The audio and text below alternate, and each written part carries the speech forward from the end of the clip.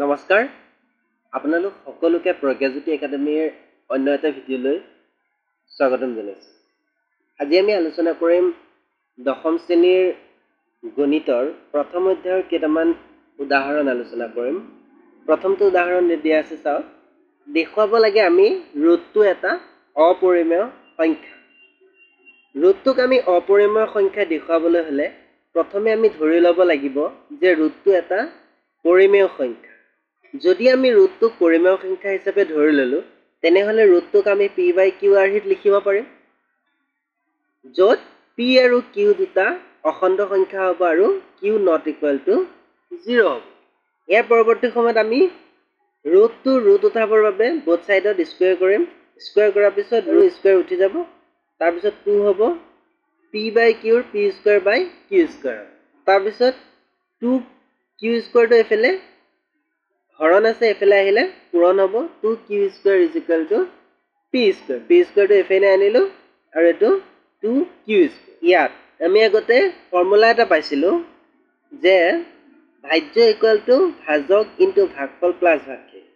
এটো হেতু ফৰ্মত আছে, মানে কি ইয়াৰ অৰ্থ হ'ল 2 p ৰ এটা উৎপাদক, মানে p টোক আমি 2 ৰে কাটিব পাৰিম, গতিকে আমি ইয়াত লিখিব পাৰো p square টো 2 ৰে বিভাজ্য, মানে 2 ৰে p square টো কাটিব পাৰিম, যাৰ কাৰণে p ৰ এটা উৎপাদক হ'ল 2।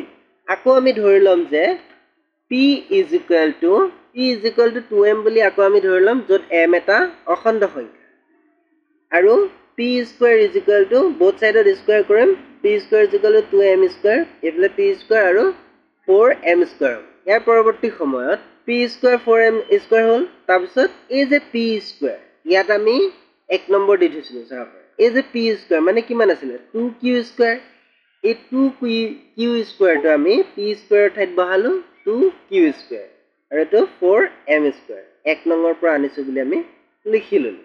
তাৰ পিছত এপিনে 2 টো ইয়াত কি আছে পূৰণ হৈ আছে, এফালে গলে হৰণ হ'ব 4m square by 2, 2 দি 4 কাটিলে 2 বাৰ। এতিয়া কিমান পালো আমি q square is equal to 2m square।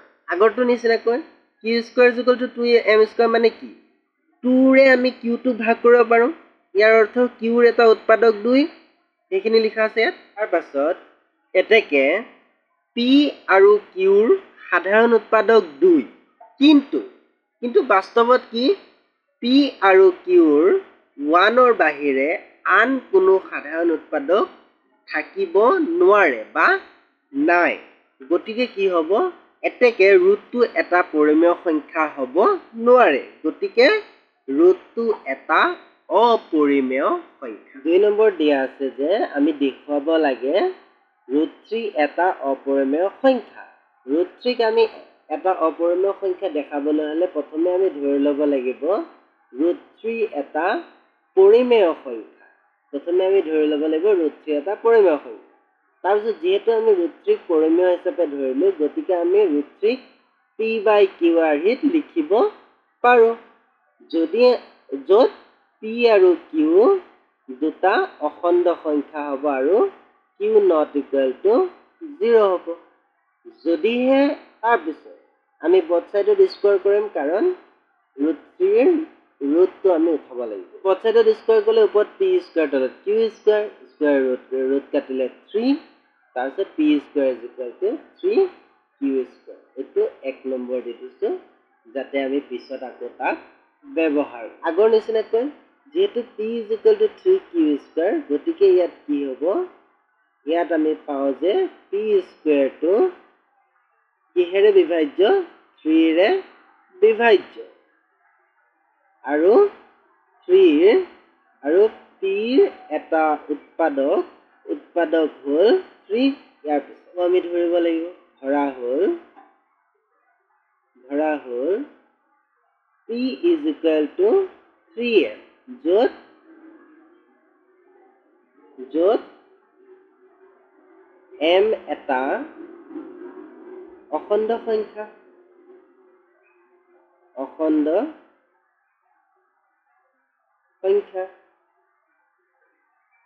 তাৰপিছত আমি both সাইডত স্কয়াৰ কৰিব লাগিব, p square is equal to 3m square, square. P square 3m square means 9m square. এতিয়া এই p square মানে আমি ওপৰত কিমান পাইছিলো এটো 3q square এই 3q square টো আমি ইয়াত বহাম p square মানে 3q square is equal to 9m square আৰু ইয়াত কোৰ পৰা লিখিলো আমি 3q square টো 1 নম্বৰ পৰা তাৰপিছত p টো ইয়াত পূৰণ আছে এপিনে গলে হৰণ হ'ব q square is equal to 9m square by 3 3 দি 9 কাটিলে 3 বাৰ গতিকে q square is equal to 3m square ইয়াত আমি কি পালো q square মানে 3 square গতিকে কি হ'ব ইয়াত q square টো কিহেৰে বিভাজ্য 3 ৰে বিভাজ্য যদি q square টো 3 ৰে বিভাজ্য তেনে হলে q ৰ এটা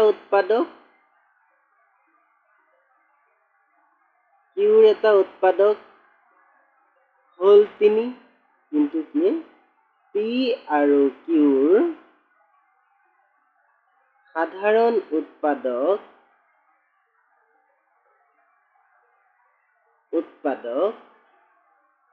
p আৰু q ৰ সাধাৰণ উৎপাদক একৰ বাহিৰে আন একো নাই এতেকে যেহেতু p আৰু q একৰ বাহিৰে আন কোনো সাধাৰণ উৎপাদক নাই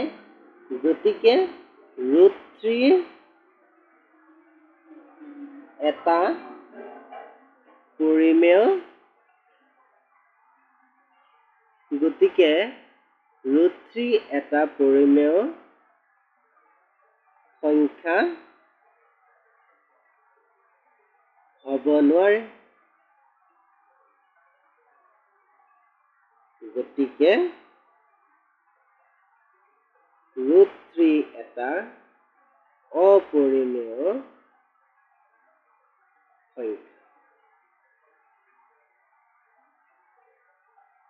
শেষত আপোনালোকলৈ এটা সৰু অনুৰোধ যদি ভিডিঅ'টো চাই অকণমান হ'লেও ভাল লাগে তেনেহলে ভিডিঅ'টো লাইক কৰি চেনেলটো সাবস্ক্ৰাইব কৰি এটা কমেন্ট দি